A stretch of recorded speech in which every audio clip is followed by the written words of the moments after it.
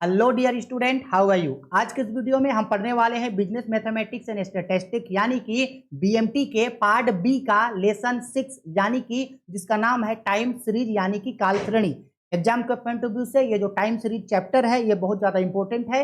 हर साल यहाँ से एक 5 नंबर का लॉन्ग टाइप क्वेश्चन में एक 5 नंबर का न्यूमेरिकल क्वेश्चन पूछा जाता है। इस साल भी आप लोगों को जो है वो 5 नंबर का क्वेश्चन पूछा जाएगा, इसलिए टाइम सीरीज को आप लोग अच्छा से करके 5 नंबर जरूर आप लोग लीजिएगा, ठीक है। तो अब इस वीडियो में चूंकि इंट्रोडक्शन क्लास होगा आज, इस वीडियो में हम डिटेल में जानेंगे कि भाई टाइम सीरीज है क्या, टाइम सीरीज को किस तरीके से कैलकुलेट किया जाता है, टाइम सीरीज को कैलकुलेशन करना क्यों जरूरी है, इसका मीनिंग क्या होता है और साथ ही साथ टाइम सीरीज कैलकुलेट करने का कितना मेथड्स होता है और टाइम सीरीज का कौन कौन सा कंपोनेंट होता है। वीडियो में डिटेल से बात करेंगे क्योंकि आगे न्यूमेरिकल क्वेश्चन तभी समझ में आएगा जब आपको इसका बेस पता हो। बेस के साथ साथ इसके मेथड्स के बारे में भी जो है हम लोग डिस्कस करेंगे, ठीक है। चलो अब स्टार्ट करते हैं और एक एक चीजों के बारे में एक एक करके हम लोग जानते हैं। तो सबसे पहले हम लोग ये जानते हैं कि भाई टाइम सीरीज क्या होता है। तो ध्यान से समझ लो टाइम सीरीज क्या होता है। टाइम सीरीज का मतलब होता है एक ऐसा सीरीज, एक ऐसा डेटा जो टाइम पे बेस्ड है। टाइम पे बेस्ड है का मतलब है, सपोज कर लो कि एक कोई कंपनी है, एक कंपनी जो है अपना 5 साल का डेटा आपको दिखा रहा है कि देखो जी 2001 से लेकर के 2010 तक, 2001 से लेकर के 2010 तक हम जो है इतना इतना इतना इतना का जो है वो प्रॉफिट कमाए हैं।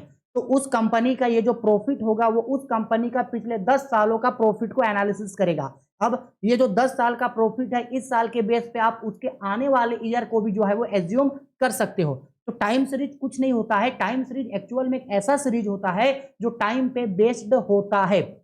यानी ये बताता है कि कोई भी चीज पहले इसका कितना था, आज ये कितना है और आने वाले समय में ये कितना चेंज हो सकता है। कोई भी चीज, चाहे तो वो कोई प्रोडक्शन के बारे में हो, चाहे तो वो प्रॉफिट के बारे में हो, लॉस के बारे में हो, पॉपुलेशन के बारे में हो, कोई भी चीज पहले कितना था, कोई चीज आज कितना है और आने वाले समय में वो कितना चेंजेस हो सकता है, ये हमको टाइम सीरीज से पता चल जाता है। यानी टाइम सीरीज बेसिकली समय के साथ जिस चीजों में चेंजेस आते हैं उन चीजों के बारे में ये बताता है। और चूंकि ये एक स्टैटिस्टिकल टर्म है यानी कि एक सांख्यिकी शब्द है, इसलिए हम लोग यहाँ जो है वो डेटा को करते हैं। यानी किसी कंपनी का या तो प्रॉफिट होगा या लॉस होगा, या तो फिर किसी शहर किसी गांव का पॉपुलेशन होगा, या तो फिर किसी का हाइट होगा, कोई भी चीज होगा लेकिन वो टाइम पे बेस्ड होगा। ये इंपॉर्टेंट है, ठीक है। चलो सर जी, अब हम लोग टाइम सीरीज का थोड़ा सा इसका थ्योरी जान लेते हैं कि एक्चुअल में एनालिसिस ऑफ टाइम सीरीज का मतलब क्या होता है। एनालिसिस का मतलब होता है विश्लेषण करना, टाइम सीरीज को एनालिसिस करना कि भाई क्या चेंज आया, कितना चेंज आया, ये कहलाता है टाइम सीरीज। अब देखो इसका अब इसका देखो कि इसका मीनिंग में क्या बोला गया हिंदी पे, समय पर आधारित समंग समूह काल श्रेणी कहलाती है। यानी कि a set of data depending on the time is called a time series. यानी कोई भी एक डेटा जो टाइम पे बेस्ड हो वो टाइम सीरीज होता है। कुछ भी एकदम नॉर्मल बात है भाई, कोई भी डेटा जो टाइम पे बेस्ड हो टाइम सीरीज होगा।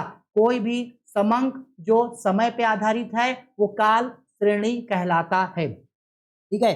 अब ये जो टाइम सीरीज होता है, टाइम सीरीज में सब चीज हो सकता है। आपको हो सकता है, सपोज कर लो हम ये बोल रहे हैं कि सपोज कर लो, ध्यान से समझना, हाँ हम एग्जांपल दे रहे हैं, सपोज कर लो राइस का, चावल का।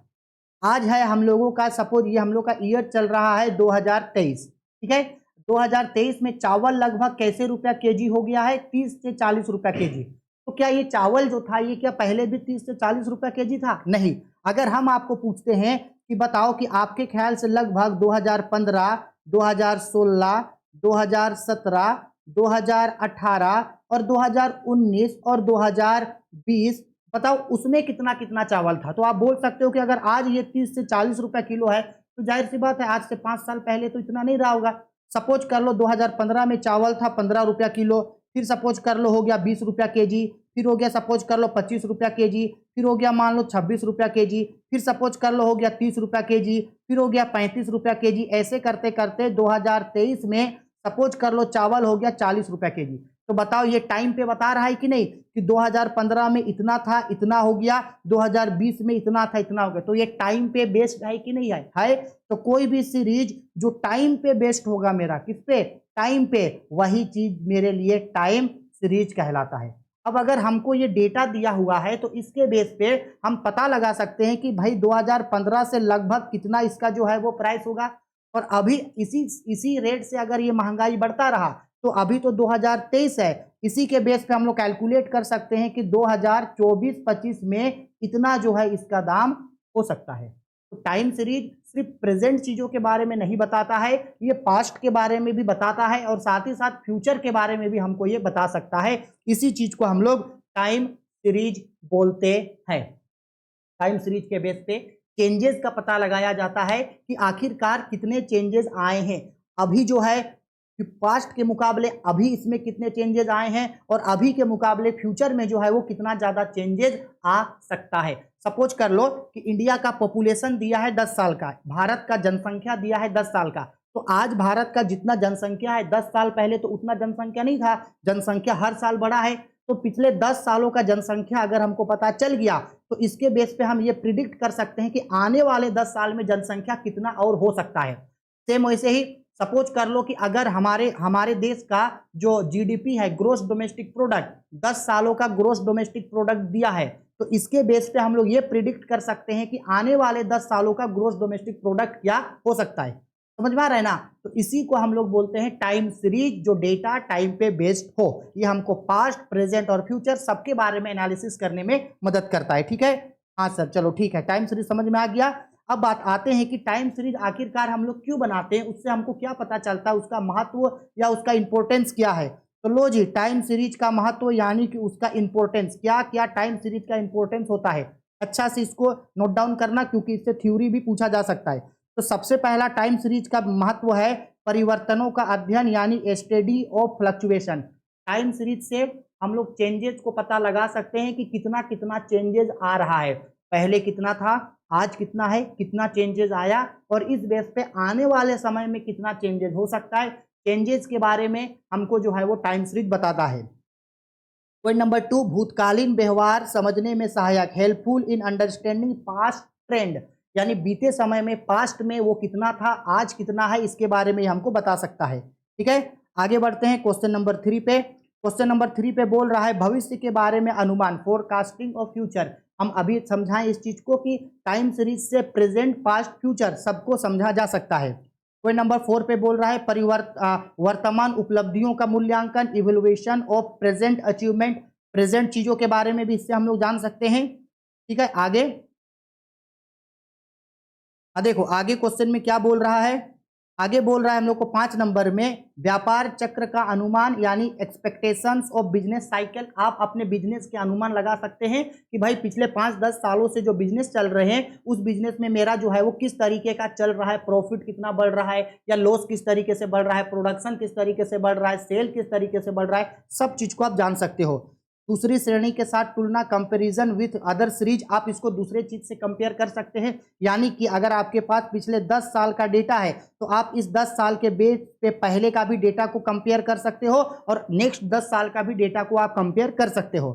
इसके बाद बोल रहा है सभी के लिए उपयोगी, यूजफुल ऑल। इसका मतलब है टाइम सीरीज का यूज हर कोई करता है, चाहे कोई बिजनेसमैन हो, चाहे वो गवर्नमेंट हो, चाहे वो प्राइवेट सेक्टर हो, चाहे ऑफिसर हो, चाहे हम लोग आप लोग हैं, हमेशा हम लोग जो है वो टाइम सीरीज को हर कोई हम लोग जो है वो यूज करते हैं। टाइम सीरीज का यूज हर जगह होता है। ऐसा नहीं है कि सिर्फ ये एक मैथमेटिकल टर्म है, सिर्फ ये स्टैटिस्टिकल टर्म है और इसका यूज सिर्फ जो है हम लोग किताबी ज्ञान के लिए करते हैं, नहीं। टाइम सीरीज का यूज हर जगह होता है। हम लोगों का नॉर्मल लाइफ में, डे टू डे लाइफ में भी जो है हम लोग टाइम सीरीज को यूज करते हैं। ठीक है, आया समझ में? जैसे देखो एक एग्जांपल से समझाते हैं। मेरे घर के बगल में एक भैया रहते हैं जो एक गोलगप्पा का व्यापार करते हैं, मतलब गोलगप्पा बेचते हैं, गुपचुप बेचते हैं। ठीक है, तो कभी कभी ऐसा होता था कि जब वो मार्केट गोलगप्पा बेचने जाते थे तो कभी कभी ऐसा होता था कि गोलगप्पा उसका बच जाता था, कभी कभी ऐसा होता था कि गोलगप्पा उनका खत्म हो जाता था, और कभी कभी तो ऐसा होता था कि गोलगप्पा का डिमांड ज्यादा बढ़ गया लेकिन गोलगप्पा उनके पास होता ही नहीं था। इसलिए क्योंकि उनको एग्जैक्ट ये पता नहीं होता था कि भाई आखिरकार लगभग कितने तक कस्टमर जो है वो आ सकते हैं। इसके बाद धीरे धीरे जब उनको बिजनेस का आइडिया हो गया तो लगभग उसको अब अनुमान हो गया कि एवरेज बेसिस पे हर दिन जो उसके पास है 100 से 150 लोग जो हैं वो गोलगप्पा खाने आते हैं, एवरेज। अब अगर एवरेज लेकर के वो चलते हैं कि अगर 100 से 150 लोग आ रहे हैं तो एवरेज मान के चलते हैं कि हर कोई 10 से 20 का गोलगप्पा खाएगा। तो अब जब उसको ये समय का जब उसको पता चल गया तो वो क्या करते हैं, उसी बेसिस पे जो है आप गोलगप्पा वो बना करके लेके जाते हैं। अब चूंकि वो एस्टीमेट में गोलगप्पा बना के लेके जाते हैं, तो बहुत रेयर ही कंडीशन ऐसा होता है जो उसका कभी गोलगप्पा बचता है, नहीं तो जितना डिमांड होता है उतना सप्लाई हो जाता है। तो ये चीज उसको उनको तभी पता चला जब वो टाइम के बारे में स्टडी किए, समय के साथ साथ वो स्टडी किए कि भाई आखिरकार डिमांड मेरा जो है वो कितना होता है, जिसके रिगार्डिंग हमको सप्लाई जो है वो करना पड़ सकता है। ठीक है, तो टाइम सीरीज सिर्फ किताबी ज्ञान तक ही सीमित नहीं है, हम लोग अपने रेगुलर लाइफ पे भी जो है डे टू डे लाइफ के लिए टाइम सीरीज यूज करते हैं, सभी चीजों के लिए टाइम सीरीज यूज होता है समझ में। ठीक है, चलो आगे बढ़ते हैं। अब काल श्रेणी के संगठक यानी कि कंपोनेंट्स ऑफ टाइम सीरीज, यानी टाइम सीरीज के अंदर में कौन कौन सा कंपोनेंट होता है, टाइम सीरीज में कौन कौन सा एलिमेंट होता है। मोस्ट इंपॉर्टेंट चीज है, इसको ऐसे ही नोट डाउन करना, हिंदी वाले हिंदी में, इंग्लिश वाले इंग्लिश में। अब ध्यान से देखना, काल श्रेणी के संगठक यानी कि कंपोनेंट्स ऑफ टाइम सीरीज, ये हम लोगों का है components of time series, components of time series. याद रखना, एक टाइम सीरीज के अंदर में जो है हम लोगों का काल श्रेणी के संगठक, टाइम सीरीज के अंदर में जो हम लोगों का 3 कंपोनेंट्स होता है मेनली। एक होता है, अभी इसके बारे में डिस्कस करेंगे, कंपोनेंट्स मतलब होता है चेंजेस, टाइम सीरीज में चेंजेस आया है इसको किस चीज से दिखा सकते हैं।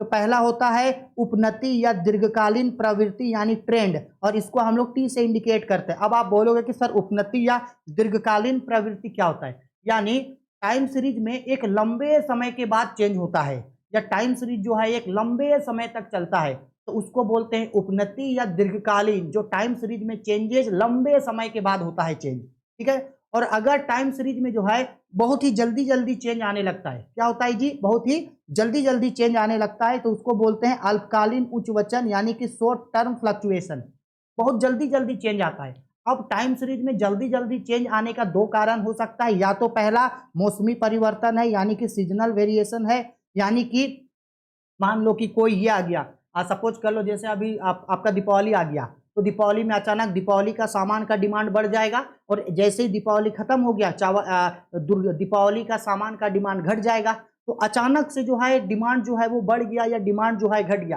टाइम सीरीज यानी टाइम जो है वो अचानक से बढ़ गया, अचानक से घट गया डिमांड, ये होता है। दूसरा चक्रीय परिवर्तन यानी कि साइक्लिकल वेरिएशन, और एक होता है जो लंबे समय के बाद चेंज हो, उसको बोला जाता है दीर्घकालीन यानी कि ट्रेंड।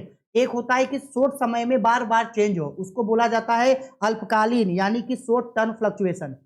दोनों में एक पीरियड होता है, लॉन्ग टर्म में लंबा पीरियड, शॉर्ट टर्म में शॉर्ट पीरियड। लेकिन ये जो तीसरा मेरा होता है अनियमित या देव उच्च वचन, इसमें जो है वो टाइम सीरीज में चेंजेस होने का कोई रीजन नहीं है, कभी अचानक से चेंज हो जाता है, अचानक से कभी बढ़ जाता है, कोई मतलब लिमिटेशन नहीं है, कभी अचानक बढ़ गया कभी अचानक घट गया, उसको बोला जाता है इरेगुलर फ्लक्चुएशन। तो टाइम सीरीज में चेंजेस होने का 3 रीजन होता है, एक शॉर्ट टर्म, एक होता है लॉन्ग टर्म, एक होता है शॉर्ट टर्म, और एक होता है इरेगुलर। बेसिकली ये जो हम लोगों का यहाँ जो हम लोग का शॉर्ट टर्म था वो 2 कैटेगरी में डिवाइड है। नॉर्मली ये बोला जाता है कि एलिमेंट्स जो होता है टाइम सीरीज का वो 4 होता है, ये होता है 1, ये होता है हम लोगों का 2, ये होता है हम लोगों का 3, और ये होता है हम लोगों का 4। आप ऐसा भी इसको समझ सकते हो, क्लियर। अब आखिरकार इतना ज्यादा जो टाइम सीरीज होता है, देखना याद रखना, टाइम सीरीज 2 ही चीजों, टाइम सीरीज में जो चेंजेस आते हैं इस चीज को ध्यान से समझना। टाइम सीरीज के द्वारा हम लोग जिन चेंजेस के बारे में जानते हैं वो चेंजेस 2 ही तरीके का हो सकता है, चाहे तो वो चेंजेस या तो फिर पॉजिटिव वाला होगा, चेंजेस क्या वाला होगा, पॉजिटिव वाला होगा, या तो फिर चेंजेस क्या वाला होगा भाई, नेगेटिव वाला होगा। यानी टाइम सीरीज में हम लोग जो भी चीज को कैलकुलेट करेंगे वो या तो बढ़ते बढ़ते बढ़ते वाला रहेगा या तो फिर घटने वाला रहेगा, क्योंकि टाइम सीरीज इंक्रीज या डिक्रीज को दिखाएगा, है समझ में। तो बेसिकली ये देखो, अब इस चीज को समझना कि ये जो टाइम सीरीज होता है ये बेसिकली जो हम लोगों का है ये 2 तरीके का होता है। इस चीज को समझना, हम थोड़ा साइड हट जा रहे हैं, इस चीज को समझना जो अभी आप लोगों को हम यहाँ समझाने वाले हैं। हम क्या बोल रहे हैं कि ये जो हम लोगों का टाइम सीरीज ट्रेंड होता है, ट्रेंड का मतलब होता है ट्रेंड, द ट्रेंड में बी अपवर्ड एंड डाउनवर्ड, इसका मतलब समझो। ट्रेंड मतलब होता है चेंजेस, अभी बताए ना 3 तरीके का ट्रेंड हो सकता है, लॉन्ग टर्म, शॉर्ट टर्म और इरेगुलर। अब ये जो हम लोग का ट्रेंड होता है, ये जो हम लोगों का चेंज होता है, वो देखो अपवर्ड का मतलब, यहां देखो अपवर्ड का मतलब क्या है, चेंजेस बढ़ रहा है, क्या हो रहा है, हर साल जो है वो बढ़ रहा है, हर साल क्या हो रहा है, बढ़ रहा है। देखो इस चीज को समझना। और एक होता है हम लोगों का चेंजेस डाउनवर्ड, इसका मतलब है कि चीज जो है वो समय के हिसाब से घटते जा रहा है। देखो अपवर्ड और डाउनवर्ड को समझाते हैं। यहाँ बोल रहा है production of goods grains following showing upward trend. समझो ईयर है एक कंपनी का, ग्रेन्स जो है मल्टीग्रेन, सपोज करो आटा चावल चीनी कुछ वो प्रोडक्शन किया होगा। देखो कैसे दिया, ये 1945 है, 1946 है, 1947, 1948, 1949, 1950 और 1951। तो देखो टाइम पे बेस्ड है ना, बिल्कुल है। अब देखो प्रोडक्शन कैसे हुआ था। 1945 में हुआ था आपका प्रोडक्शन 36 टन, इसमें 42 टन, यहाँ 51 टन, 62 टन, 73 टन, 82 टन यानी कि 82 टन और 91। तो यहाँ देखो हर साल समय के हिसाब से प्रोडक्शन क्या हो रहा है, बढ़ रहा है। प्रोडक्शन क्या हो रहा है, बढ़ रहा है।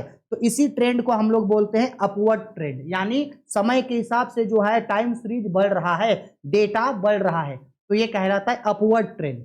इसी के जगह अगर मान लो कि ट्रेंड क्या हो रहा है भाई, समय के हिसाब से ट्रेंड घट रहा है, समय के हिसाब से जो है वो ट्रेंड मेरा कम हो रहा है, समय के हिसाब से ट्रेंड कम हो रहा है, तो उसको हम लोग बोलते हैं डाउनवर्ड। देखो डाउनवर्ड को भी समझो। देखिए यहाँ ईयर दिया गया है 1980, 1981, 1982, 83, 84 और 85। और यहाँ पे दिया गया है क्लोथ्स, क्लोथ्स का प्रोडक्शन किस तरीके से हुआ है मीटर में। 1980 में 72 मीटर, यहाँ 56 मीटर, यहाँ 49 मीटर, 38 मीटर, 26 मीटर, 11 मीटर। तो देखो ना समय के साथ साथ जो प्रोडक्शन है वो क्या हो रहा है, घट रहा है। प्रोडक्शन घट रहा है यानी कि जो ट्रेंड है वो ट्रेंड मेरा घट रहा है। ट्रेंड बढ़ रहा है तो बोलेंगे अपवर्ड है, ट्रेंड घट रहा है तो बोलेंगे डाउनवर्ड है। और कभी कभी अचानक से किसी साल बढ़ेगा, किसी साल घटेगा, किसी साल बढ़ेगा, किसी साल घटेगा, तो इसको हम लोग बोलते हैं इररेगुलर ट्रेंड। आया समझ में मेरा। अपवर्ड मतलब बढ़ रहा है, डाउनवर्ड मतलब गिर रहा है, और घट रहा है बढ़ रहा है कुछ भी हो रहा है तो उसको बोलेंगे इररेगुलर। इज इट क्लियर, मेरी बातें समझ में आ गई। ठीक है, अब चलो ये सब बाकी सारा चीज हम लोग जब इसका न्यूमेरिकल क्वेश्चन पढ़ेंगे तब वहां हम लोग डिटेल में पढ़ लेंगे। अब बात करते हैं कि आखिरकार हम लोग ये जो टाइम सीरीज कैलकुलेट करेंगे तो कैलकुलेट करने का कितना मेथड्स होता है। सबसे इंपॉर्टेंट चीज इसको अच्छे से नोट डाउन करके रखना, क्योंकि इसके बिना न्यूमेरिकल क्वेश्चन नहीं बनेगा। अब चलो भाई टाइम सीरीज का मेथड्स ऑफ टाइम सीरीज एकदम अच्छा से सीखना। टाइम सीरीज को कैलकुलेट करने का बेसिकली 3 मेथड होता है। टाइम सीरीज को कैलकुलेट करने का 3 मेथड होता है। कौन कौन सर जी? सबसे पहला होता है, थोड़ा सा हमको इसको इंक्रीज कर लेने दो। हाँ, सबसे पहला मेथड होता है स्वतंत्र या मुक्त हस्त वक्र रीति, यानी कि हिंदी में हमको पता है याद नहीं रहेगा, इंग्लिश में फ्री हैंड कर्व मेथड। याद रखना, फ्री हैंड कर्व मेथड। इस मेथड से हम लोग टाइम सीरीज निकालेंगे। फ्री हैंड कर्व मेथड सबसे इजी मेथड होता है, जिसमें डेटा दिया रहेगा, उसको देख करके हम लोग इसको ग्राफ तरीके से प्रेजेंट करेंगे। नॉर्मली इसको हम लोग ग्राफ बना देंगे, फ्री हैंड कर्व मेथड, यानी कि ग्राफ में दिखा देंगे। दूसरा most important method, methods of average. Methods of average के अंदर में 3 मेथड आता है। मेथड्स ऑफ एवरेज के अंदर में 3 मेथड, सिलेक्टेड पॉइंट मेथड, दूसरा सेमी एवरेज मेथड, तीसरा मूविंग एवरेज मेथड, और चौथा methods of least square. Sorry, चौथा नहीं, यानी कि मेरा एक मेथड हुआ क्या, फ्री हैंड कर्व मेथड। एक मिनट इरेज करने दो इसको। एक हमारा है फ्री हैंड कर्व मेथड, दूसरा है मेथड्स ऑफ एवरेज। और ये जो मेथड्स ऑफ एवरेज है उसके अंदर में उसमें 3 मेथड्स आता है, एक सिलेक्टेड पॉइंट मेथड, दूसरा सेमी एवरेज मेथड और तीसरा मूविंग एवरेज मेथड। और जो तीसरा मेथड है वो होता है लिस्ट स्क्वायर मेथड। इन तीनों में से अगर हम बात करें कौन सा मेथड सबसे ज्यादा इंपॉर्टेंट है तो वो है लिस्ट स्क्वायर मेथड। ठीक है, बहुत कम चांस होगा कि आपको एग्जाम में फ्री हैंड कर्व मेथड देगा, लेकिन हम सब पढ़ेंगे। लेकिन सबसे इंपॉर्टेंट अगर कुछ है तो लिस्ट स्क्वायर मेथड है। लेकिन हम लोग नेक्स्ट वीडियो में, हम लोग इसके नेक्स्ट वीडियो जो पढ़ेंगे वहां हम लोग फ्री हैंड कर्व मेथड का सारा क्वेश्चन पढ़ेंगे। उसके बाद जो नेक्स्ट वीडियो होगा वहां सिलेक्टेड पॉइंट मेथड पढ़ लेंगे। नेक्स्ट वीडियो जो होगा semi average method, next video में मूविंग एवरेज, और लास्ट वीडियो में हम लोग लिस्ट स्क्वायर। यानी इसका 4 से 5 वीडियो आएगा जिसमें हम लोग पूरी तरीके से जो है वो टाइम सीरीज को पढ़ के हम लोग खत्म कर देंगे। आया समझ में? बस इतना ही चीज अभी के लिए आपको जानना है। एक एक चीज जो समझाएं उसको नोट डाउन करके रख लेना। इसके नेक्स्ट वीडियो में हम लोग इसका डायरेक्ट न्यूमेरिकल पढ़ना स्टार्ट करेंगे, और न्यूमेरिकल में फ्री हैंड कर्व मेथड हम लोग पढ़ेंगे। ठीक है, चलो बाय, टेक केयर।